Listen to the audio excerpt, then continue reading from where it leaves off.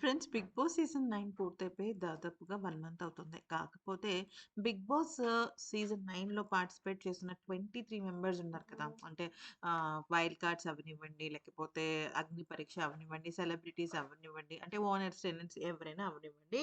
వీళ్ళందరూ కలిసి ఒక వాట్సాప్ గ్రూప్ అయితే ఓపెన్ చేసుకున్నారు. దానిలో ఏకంగా 19 మంది ఉన్నారనమాట. అంటే హరిత, హరీష్ గారు అలా ఒక్కళ్ళు ఇద్దరు తప్ప అందరున్నారు. దానిలో పెద్ద ట్విస్ట్ ఏంటంటే దానిలో తనుజ లేదు.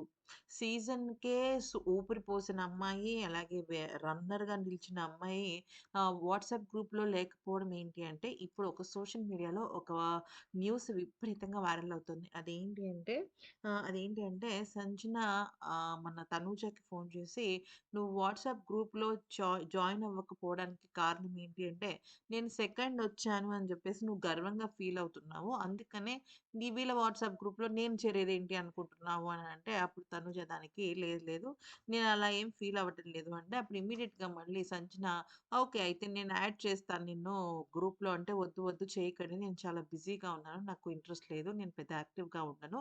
ఎందుకు చెయ్యాలి అని చెప్పేసి అన్నానన్నమాట.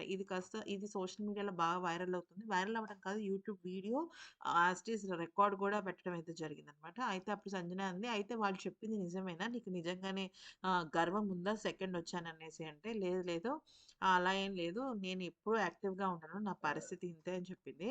అయితే ఆ తర్వాత ఏమైంది అంటే తనిప్పుడట హైదరాబాద్‌లోనే ఉందంట. యాక్చువల్లీ ప్రస్తుతం తనకు సంబంధించిన కొన్ని ప్రాజెక్ట్స్ ఉన్నాయి. ఆ ప్రాజెక్ట్స్‌కి సంబంధించి తనైతే పూర్తి చేసుకున్న తర్వాత మళ్ళీ బెంగుళూరు వెళ్ళిపోయి వాళ్ళ ఫ్యామిలీతో గడుపుతుందట.